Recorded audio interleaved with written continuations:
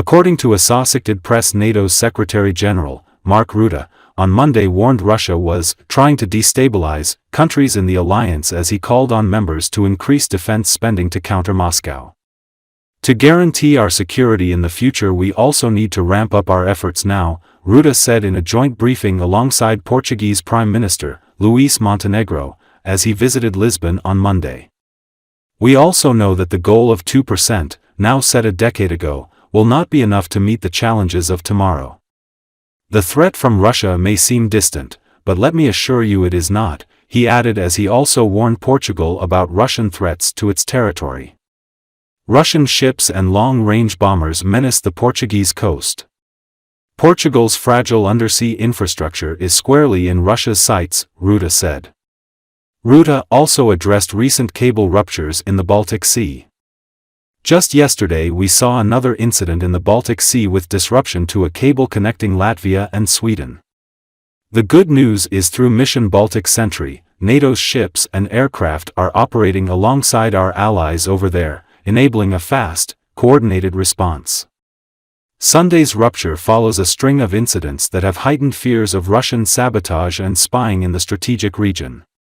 Earlier this month, NATO began a new mission dubbed Baltic Sentry, which included frigates, maritime patrol aircraft and a fleet of naval drones to provide enhanced surveillance and deterrence in the Baltic Sea, which the Transatlantic Alliance says is to protect undersea cables and pipelines.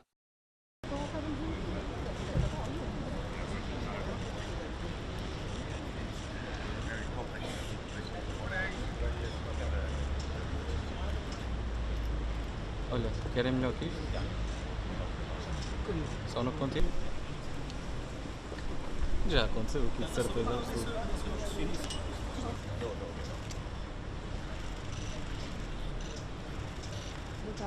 Sim, Marco, como já acabou agora mesmo de jogar, vai dar bocadinho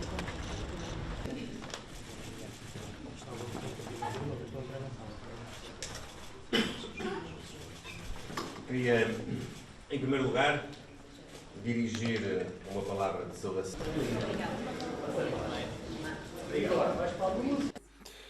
Today we discussed the security situation in Europe.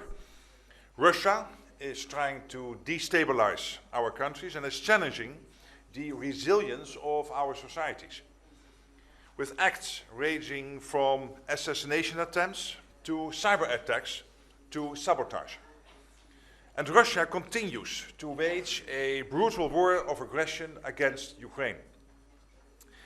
NATO supports Ukraine, and it is vital that we continue to do so.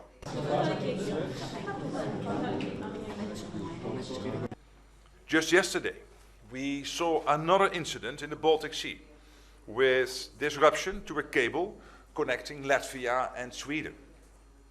The good news is, through mission Baltic Sentry, NATO ships and aircraft are operating alongside our allies over there, enabling a fast, coordinated response. NATO is strong today.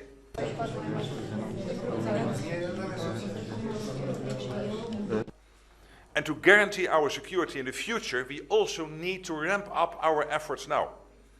That also means we need to spend more on our defense. And I welcome the recent increases in Portugal's defense spending. But we also know that the goal of 2%, now set a decade ago, will not be enough to meet the challenges of tomorrow. The threat from Russia may seem distant, but let me assure you, it is not. Russian ships and long-range bombers menace the Portuguese coast. Portugal's vital undersea infrastructure is squarely in Russia's sights. De euros, que equivale a mais do dobro do que aquele que era o objetivo com que iniciámos o ano e com que chegámos a meados do ano, o governo português vai caminhar para reforçar o seu investimento em defesa sem colocar minimamente em causa o seu equilíbrio financeiro, contas públicas saudáveis, um país estável, um país seguro, um país atrativo para colocar a economia a crescer. Porque se nós não conseguirmos colocar a economia a crescer, não temos meios para investir na defesa como noutras políticas públicas.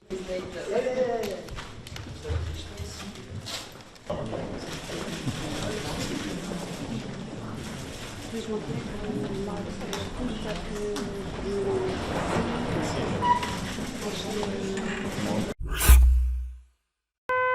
Russian President Vladimir Putin laid flowers at the Frontier Stone Monument on Monday to commemorate the 81th anniversary of the breaking of the siege of Leningrad during World War II. According to Assosicted press, the monument is located in the Kirovsky district of the Leningrad region on the site on the left bank of the Neva River, where Soviet troops fought to defend the city. Putin also attended a memorial ceremony at St. Petersburg's Piskaryovskoy Cemetery and laid flowers at the mass grave, where, according to documents, his older brother who died as a child during the siege was buried. The cemetery is the final resting place for many of the victims of the 28-month siege by Nazi Germany forces during World War II, which ended in January 1944. After visiting the cemetery, the Russian president awarded veterans with medals dedicated to the siege anniversary. Today, Leningraders are present here, whose children suffered these most difficult trials. I wish you, all our veterans, health and well-being, Putin told the audience. The siege of Leningrad was a military blockade imposed by Axis forces during World War II. German and Finnish troops surrounded the Soviet Union's second-largest city on the Eastern Front from 1941 to 1944. The siege lasted 872 days, making it one of the longest and deadliest in history, with an estimated 1.5 million lives lost. Despite the devastating toll, Leningrad was never captured.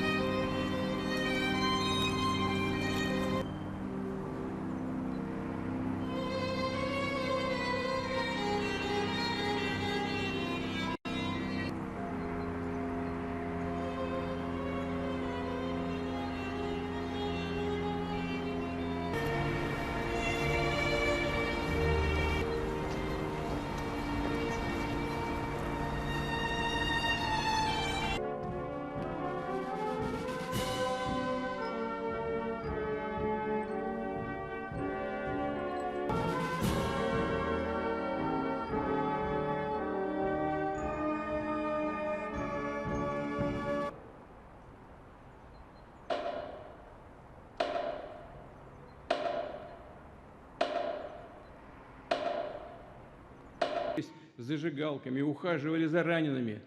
Удивительно, кровь сдавали. Их было не сломить. Настоящими помощниками, соратниками взрослых были дети и подростки.